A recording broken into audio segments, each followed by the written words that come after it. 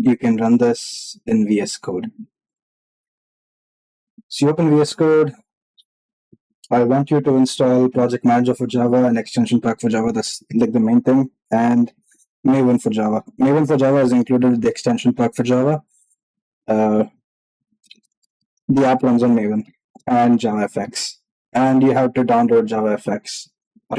You need to download the specific version of Java SE 23 to run this. This is the version we built it under 23.0.2. For the Mac OS build, we obviously used the DMG installer for ARM, which is the M versions of Mac. And for Windows, we used the x64 install. And we have to install Maven, especially on Windows. You have to do Choco install Maven.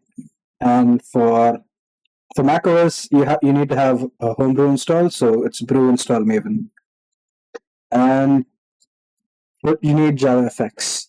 For JavaFX, I'm gonna do version 24. I'm gonna do version 21.0.7, which is the latest LTS version of JavaFX. You can use a newer version; it's gonna work just fine. Just don't use the 17 version. You have to use 21 or more, which is the one we built with, or newer, basically. We have the macOS build. I'm gonna do ARch64, which is the one used in Apple Silicon, and we're gonna do the SDK install. So this is the macOS version. You have to install these. I'm not sure if you can see the link, so let me move my camera a bit.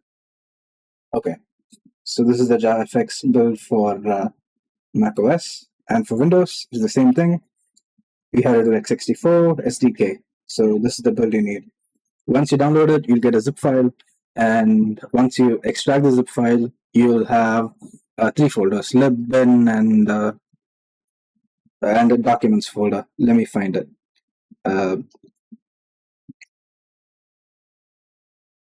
I have it open on macOS. Give me a moment. So this is a macOS install of it. This is the contents you have. In the lib folder, you have these jar files. These jar files are super important. So what you're going to do is, in macOS, okay, I'm going to go here to the Explorer tab. And once I open Explorer on this, we're going to do Java projects, 3 dots up here. We're going to do configure Java runtime. Once you go to configure Java runtime, we have JDK runtime. This is Java version 23. I'm using Java SE 23 here. Once I do that, I'm going to go to libraries, and I'm going to click on add library, and I'm going to go to my install hold on. I'm going to go to the install for JavaFX. I have 25 installed, but I have 25 here too, but we're going to go for version 21, which is the latest LTS release. I'm going to go to lib. I'm going to click command and choose all the jar files in here.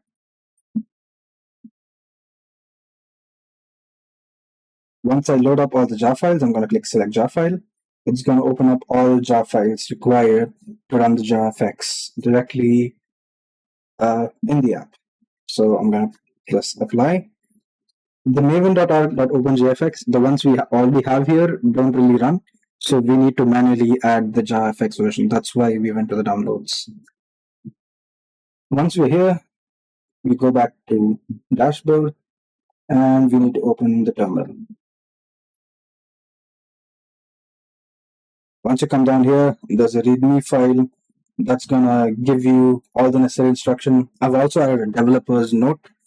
So in case you want to know what challenges I faced during development, exact version for exact versions I use for everything, what versions of Maven and everything, and also how you can run this, which is super important. And I have it all in the documentation part. So we have it here, and we're just gonna do Maven JavaFX run. It's gonna build the app, and we have the app. In case you're running it in a machine that is not,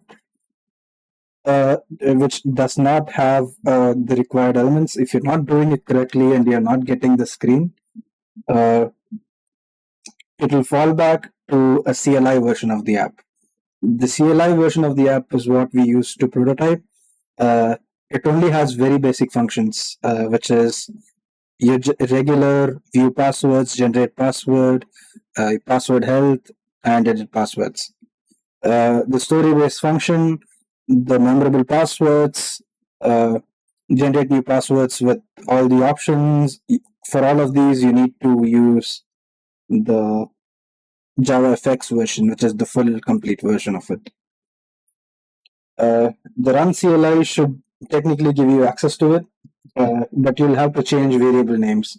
We are using version 0.8 snapshot for this. That's the one we named at the end. There's multiple versions of the builds. I also have a Windows version of the build. I'll initialize and show you here for Windows. And yeah, that is the app in itself. We had fun creating it.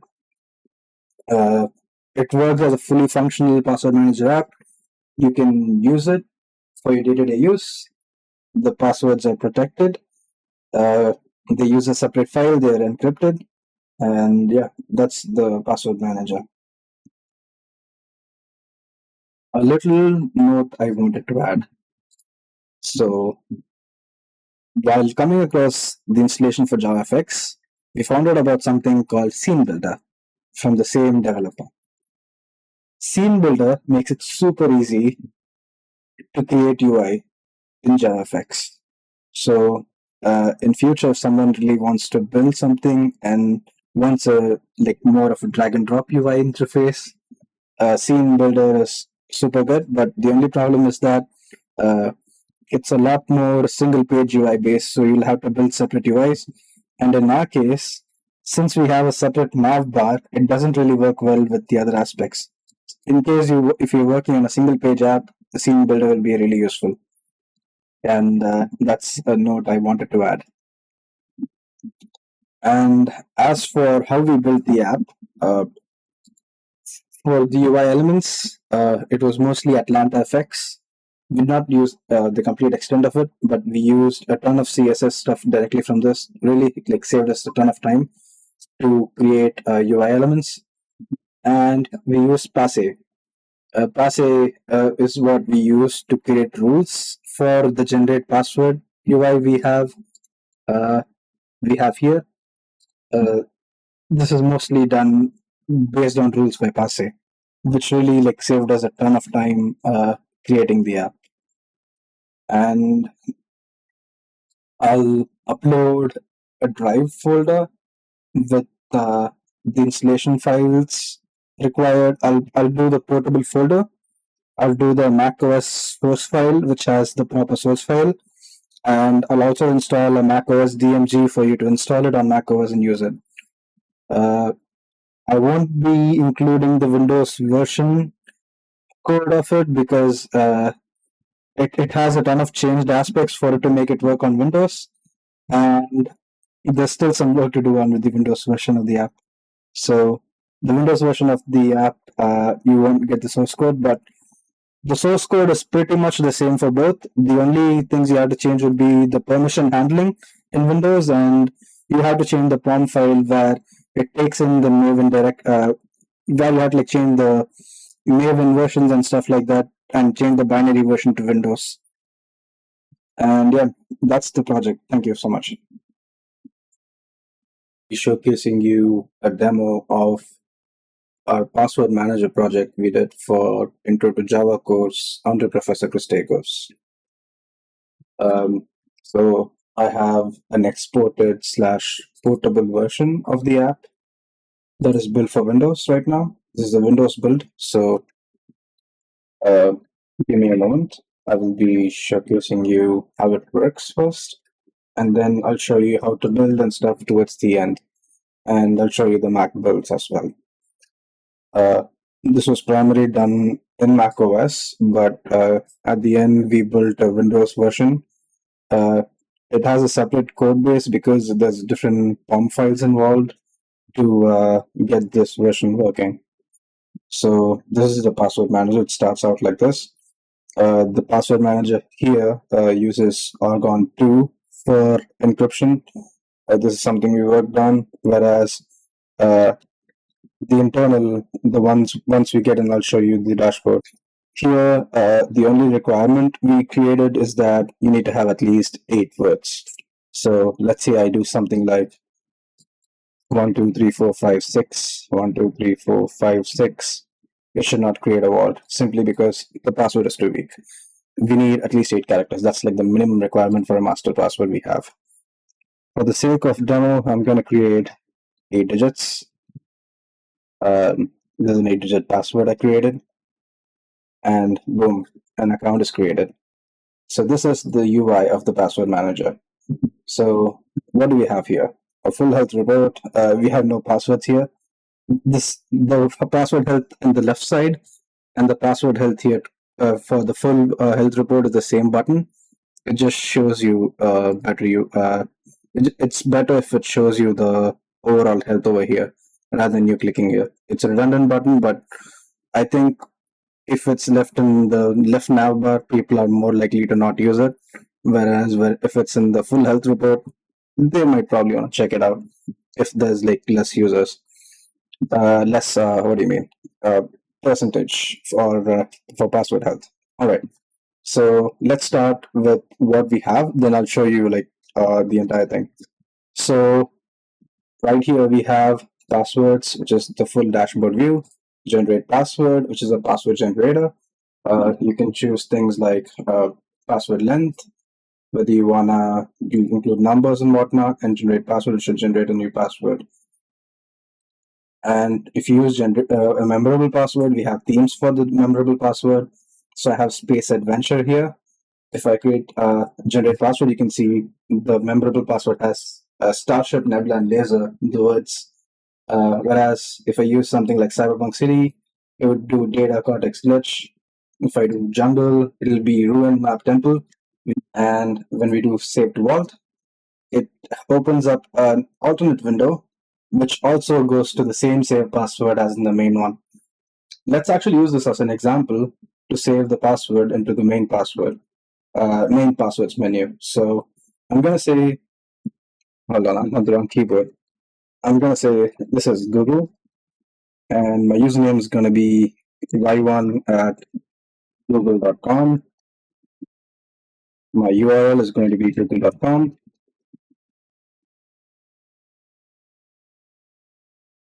And my notes is going to be, this is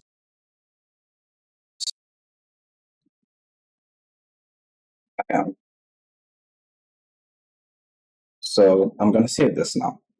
Password has been saved to the vault successfully. So if I go here, it should show y1 at google.com. And when you search for the password, you can search it via either using your title, which is Google in this scenario, or you can use the URL, which is google.com. You can use the username, or you can even use the Notes app. So let's say I'm going to do edit here, and I'm going to change personal account to something like a random key, for instance, or my son's account. I'm going to save it up here. If I search for son, this should be the only result up here. If I search for something else, it should not show up. If I search for son, which I gave in the notes, it should show up here.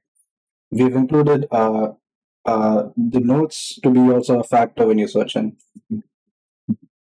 The icons here are slightly broken because it's on Windows and it was primarily built on Mac. So this is the password we just created. Copy password works just fine. And there's copy functions for each of the elements we created. We initially had the password generator button here, but the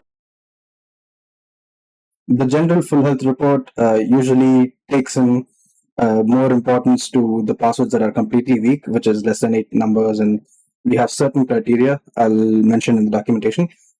And we also show reuse passwords. That is the whole ordeal about password health. At least we want to get weak passwords and reuse passwords out. That's like the main criteria in the password health section.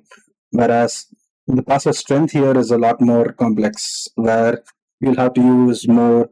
You'll consider things like using uppercase words, lowercase characters, numbers, and symbols. And whether you're using the same word, you don't want someone to type JJJJJ at 8. It's not really a safe password, and all the letters you use are the same. So it's not just the character length, but how often you're repeating characters and stuff like that. I'll include more details and documentation for this. And in story mode, this is something we worked on for a long time. This probably took the longest time. This is how the project started. This is the mini game I mentioned in the class when you asked on how the project is going to be. This is the story mode we created specifically for this. There's themes for the stories. I'm going to click on random story for now. It's going to choose any one of these. It shows space adventure.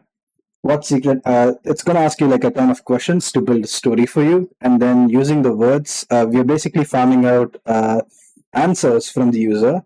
So we can use the pool of words that we created into the words that we use to create the password. So in this question, it's asking me what technology powers your ship. I'm going to say spices. Let's make it sound like we're on Dune or something. Name of your ship. It's a cruiser. Next, which galactic empire controls this sector? I don't know. Uh, we'll use the example answer for this. Andromeda Coalition. Sounds like a good name. I can say the Empire too. That would be a good option. What is the name of your space colony? I'm going to say the Empire here. Next, and I don't have a Roblox sidekick. I don't want to answer this question. In this case, we usually take placeholder scenarios. We at least want you to answer 3 questions, so you don't just skip through it. But in case you skip through it all, we use example answers that we have. So I'm going to skip this question. So it's created a password based on the things that we just use. Across the galaxy, this is the story we created. This is similar to an assignment you gave earlier about vertebrates, I think, where you had like create a big list of classes, and then we at the end of the assignment we had to use descriptions. So we use the same assignment concept here. So this one is your starship cruiser is approaching the planet Kepler 22b. So this is like a small story based on things you just typed in. Your starship cruiser is one of the information. Usually the question, we've reduced the number of questions, so the story makes sense. So you don't end up with random stories. But this is like a good placeholder of how the storyline works. And you enter stuff like spices, for example, in the previous answer. And whatever words you used in the previous options, they made it here. Cruiser, CRU, and Andromeda we typed in. It showed A and D here. So the words that you just typed in are being used to generate this password. They're randomized. They have certain set of rules that they have to follow, but they definitely have the words that you just typed in. So that's how the password story mode works, where you create new story, where you create your password based on the words you type in, and at the end of it, you get to explore a story from it. You get a story which is like a fun aspect of it, which is like the mini game or gamification aspect of it. There's import and export function for passwords. They only work if you put in the exact password. So, okay, let's actually try this out live. So, I'm going to enter export password as Yasin. My confirmed password is also going to be my name. I'm going to set the export file location. This is going to be passwordman_export.pmex. PMEX is the file we're using, or the extension, artificial extension. It's not really an extension. We just created a random extension name with SH with 256 encryption. Okay, let's try this. We're going to go to desktop. I'm going to save it as Passman export.pmex. I've saved it. I've exported it. I've exported it. Now, I'm going to import the same folder now, which is desktop. We see the export file. I'm going to open it up, and I'm going to import passwords. But it's not going to work until I fill in a random password. I'm going to wantedly type in a wrong password now so we can see how the password function works. I'm going to click human now. I'm going to import password. It's not going to import. I'm going to type in the right password now and import now. Import one passwords. There's two options. Generate new IDs, create a new ID, or how do you say, a duplicate password in case there's duplicates. Skip duplicates, just skips and doesn't really save anything. I'm going to click generate new IDs, and we have two IDs of the same name. The reason why we use IDs is because on background we had an issue earlier where when we deleted one Google here, the source file also disappears and the duplicate disappears. Both the files disappear. We don't want that to happen. So we have a separate ID going. We have a separate list going on in the background. This is just what you see in the front view. So in case there's two duplicates here, and you can see the last modified date here. And let's say I want to delete one of them. I just delete one of them. Okay. And it goes off. So delete function works. What if your password health is weak? How do you know your password health is weak? And also, if you notice, password health is fair now because it became a reused password. I deleted it now so you can't see it. It usually shows up here under reused passwords. Both of them show up. Now since I deleted it, it's back to good, which is 100% health. So we don't have reused passwords. Now if I do copy password works, okay, let's just work where I'll use like something. Let me use a very weak password here. 1, 2, 3, 4. It's extremely weak. It's gonna like completely screw up. As you can see, weak passwords. It shows up as weak passwords. The password health here only updates every single time you redo it because the file entry exists realistically, but you're just deleting the visual view of it when you delete passwords. At least on Windows, that's how it works. So we have 1 week password here. Our password health is 50%. We have certain percentage scenarios, and this is the penalties we have. For weak passwords, we give a penalty of 50 points, which is the exact scenario why we lost 50% here. So I'm going to update the weak password. As you can see, it's updated here as well. I'm going to update the weak password here. Edit password. I'm going to show, it's going to tell me where to go. We weren't able to map it exactly to where it automatically takes you to it. So we use a workaround where we show you a pop-up and we also go to the passwords page. Now I'm going to go back here, edit password, and I'm going to generate a new password here. I'm going to generate a really strong password here. Generate now, save. It's a strong password here. The password strength indicator here is way more powerful. By default, the password health, that's the distinction. Password health is like point-based system. Password strength is actual password strength that you see when you type in passwords online. So as you can see, it's solved, and that's how the password health function work. I showed you how passwords work and how you can add passwords, remove them, how you can generate passwords, how you can generate memorable passwords. You can save to vault here. It shows the same exact URL. It's the same UI we use for all save vaults. It's a modified version of edit password UI that we created right here. If you add a new password, it's using the same exact UI. So it's borrowing same UI elements for both. And since we're done with the Windows version, I'll show you the Mac version, and I'll also show you how to run the apps. And at the end of it, I'll show you all the dependencies, what you need to install, how to run this on VS Code. I'll show you everything that you require to run this.